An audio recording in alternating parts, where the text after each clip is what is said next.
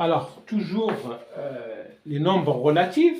Prenons maintenant les règles à connaître par cœur lorsqu'on additionne ou on soustrait deux nombres décimaux. Pour ça, il y a une règle, il y a des astuces à connaître par cœur. Alors, pour mesurer l'intérêt de tout ça, j'ai choisi pour vous 5 cas possibles. Donc là, le premier cas, c'est deux nombres décimaux avec des signes positifs, deux nombres décimaux avec des signes négatifs, après deux nombres décimaux avec des signes négatifs mais qui contiennent des parenthèses, deux nombres plutôt avec des signes donc contraires, un coup négatif ici, positif ici, avec ici le négatif, il est plus grand que le positif, et ça c'est l'inverse. On a le positif qui est plus grand que le négatif.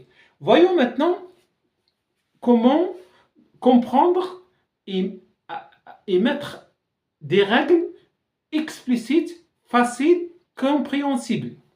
Alors, lorsque vous avez deux nombres décimaux ou non décimaux à additionner, la règle elle est facile. 10 plus 10 égale à 20, 7 plus 2 égale à 9, 9 plus 9 égale à 18.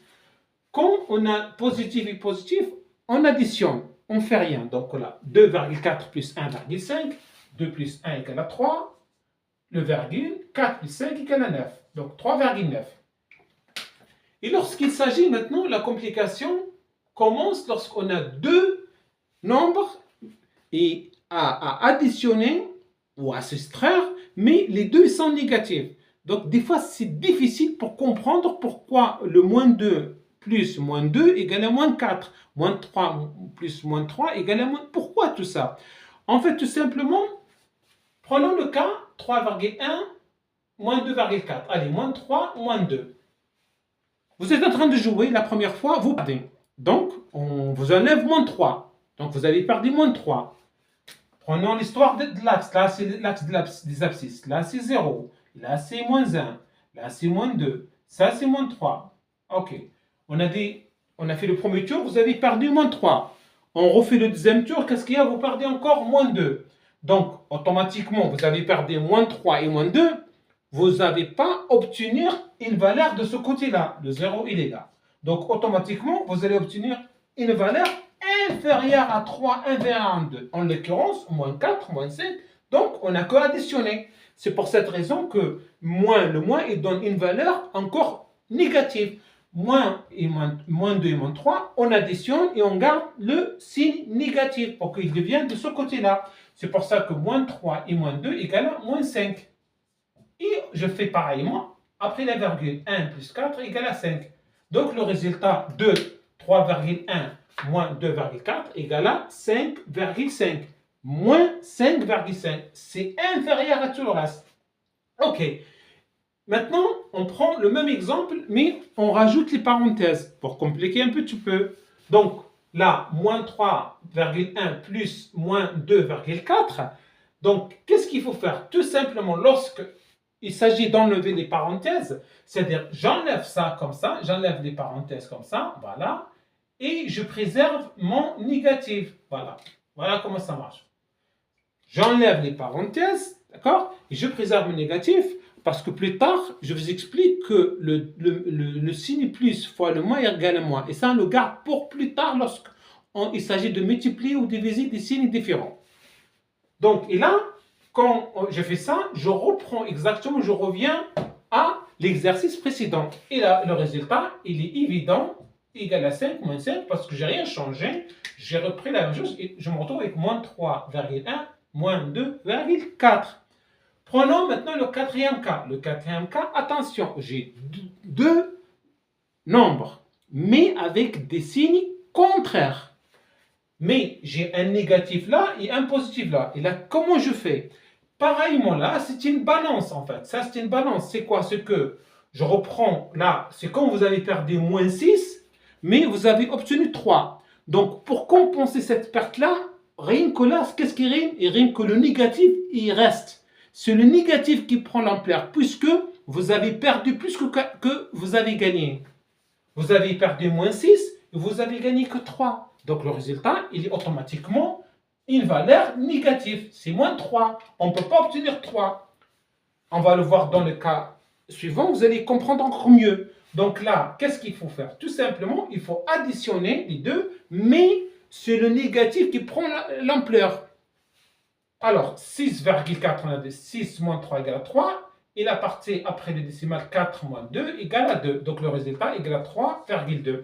C'est-à-dire, voilà, je fais ça moins ça, et ça moins ça, et la valeur elle reste négative. Et prenons le cas, le cinquième cas. Le cinquième cas, c'est quoi? C'est que j'ai 6,4 et j'ai moins 3,2. C'est comme j'ai 6 et 3. Après, on s'intéresse après la virgule.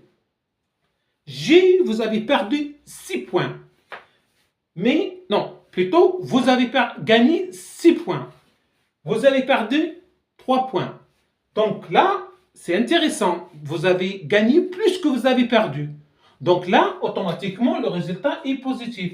Et par défaut, le positif, ça ne sert à rien de le mentionner. Donc, je sais que mon résultat, il n'est pas négatif, il est positif.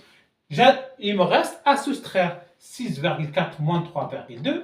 On soustrait 6 moins 3 égale à 3, virgule, et 4 moins 2 égale à 2. Et le résultat, il devient positif. Comme au hasard, j'ai exactement le même résultat précédent, sauf que le résultat précédent, il était négatif, tandis que celui-là, il est positif. Et pourquoi tout à l'heure négatif? Parce que vous avez perdu plus que vous avez gagné. Donc le négatif, il prend l'ampleur par rapport au positif. Et de ce cas de figure-là, on a l'inverse. Vous avez plus gagné que perdu, eh bien, vous obtenez le positif. Le positif reste. Et gardez toujours en tête le schéma des abscisses comme ça, que le 0, il est ce côté-là, c'est les valeurs positives, ce côté-là, c'est les valeurs négatives. Donc, et quand vous avez une valeur négative, vous ragez négative, eh bien, vous restez dans le négatif. Et quand vous avez des valeurs positives, plus positives, eh bien, vous restez positif. Et si vous mélangez les deux, qu'est-ce qui se passe? Eh bien, le chiffre qui a une valeur plus grande, ou la valeur la plus grande, c'est elle qui l'emporte. Le moins 9, il l'emporte à plus 7.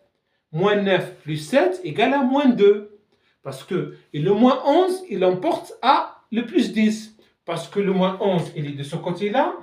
Le plus 10, il est de ce côté-là. Et comme le 11, il est plus, donc le résultat, on a dit toujours on se soustrait. 11 moins 10 égale à 1.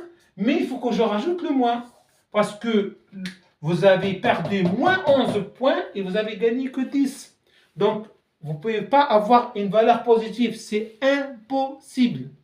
Voilà. J'espère à travers tout ça, vous avez compris l'histoire des additions et la soustraction des décimaux. Parce qu'après, quand on va évoquer la notion de la multiplication et la division des signes, faites attention. Faites attention. Des fois, ça commence à se mélanger. Mais gardons ce principe-là, c'est très important.